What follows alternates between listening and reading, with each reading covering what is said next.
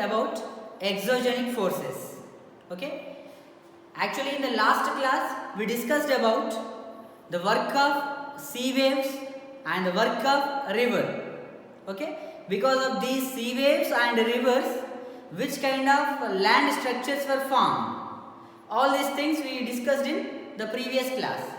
Now, in today's class, we are going to discuss about work of ice. Here, ice also one of the weathering agent. Okay, because of this ice, new kind of land structures will be formed. Now, let us see what are those land forms formed by the ice. Okay, actually here glaciers. This word is very important. Glacier means rivers of ice. Actually, glaciers are rivers of ice. River means, you know, the flowing water. Okay, but instead of water, here what will flow? Ice. The ice will flow, and the movement of the ice is very, very slow. Slowly the ice will move.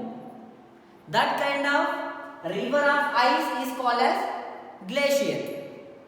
Okay, you can see here so many mountains. Okay, all these are the glaciers only. And here from these glaciers, the ice will move slowly.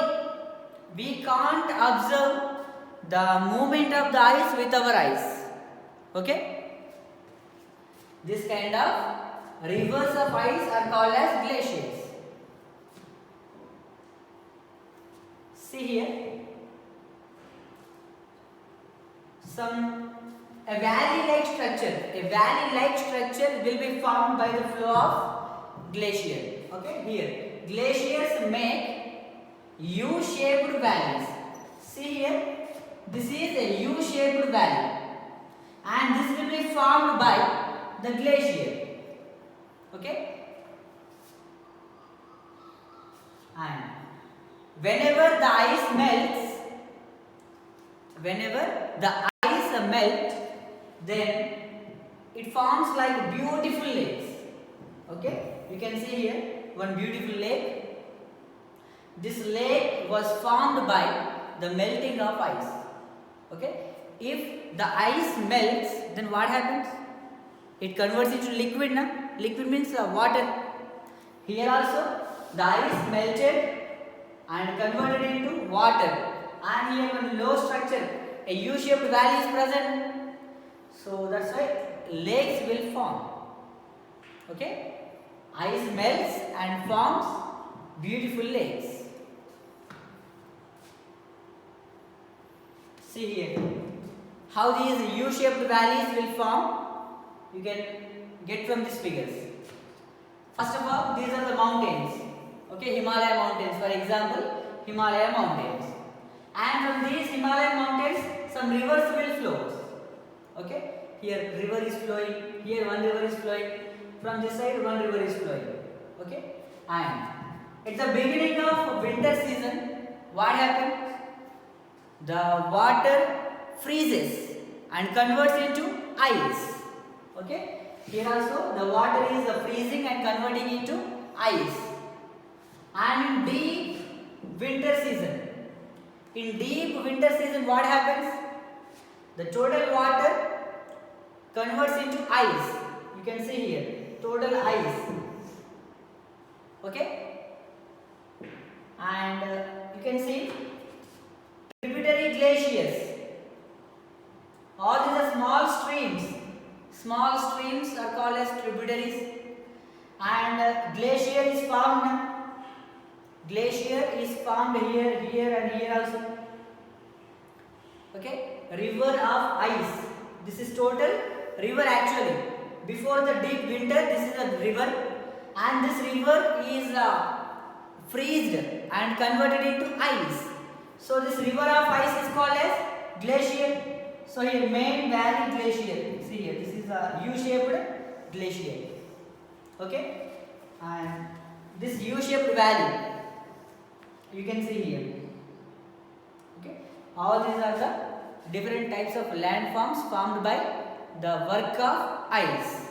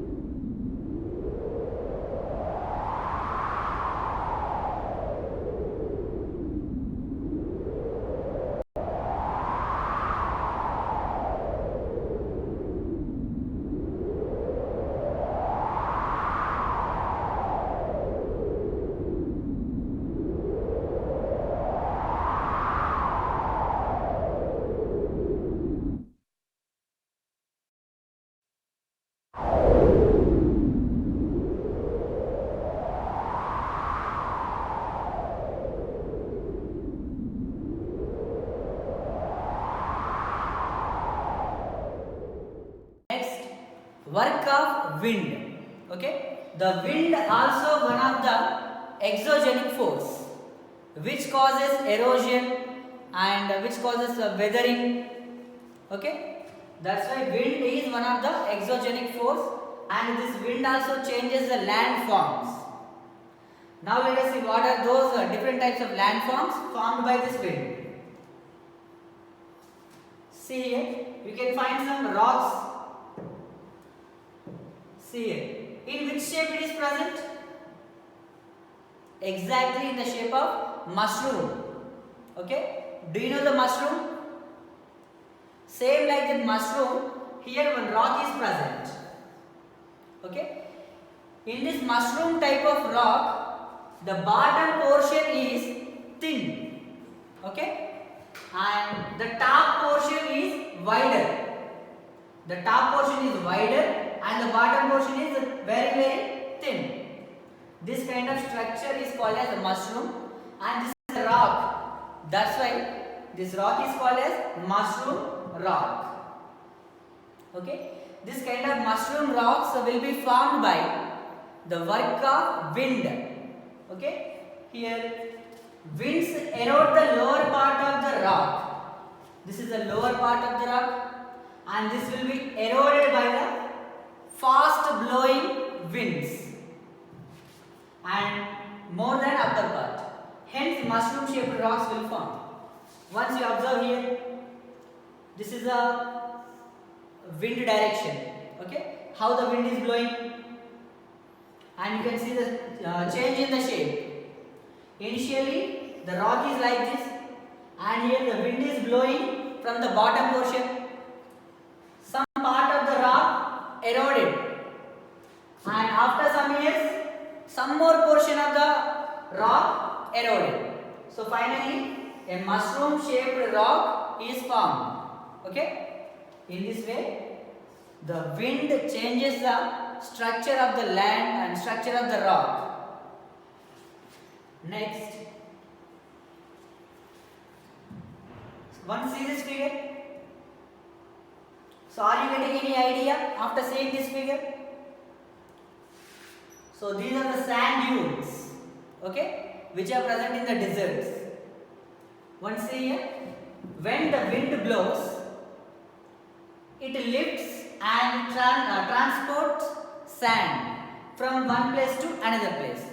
In the desert areas, when the wind is blowing, it carries some sand and transport to from one place to another place.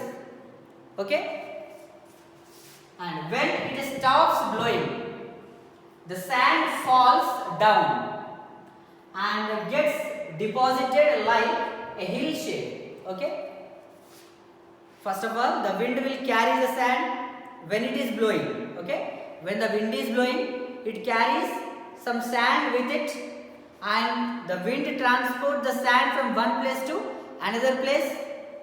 Finally, whenever the wind stops blowing, the sand particles falls down and forms like a hill structure. Okay, na? A hill type of structure.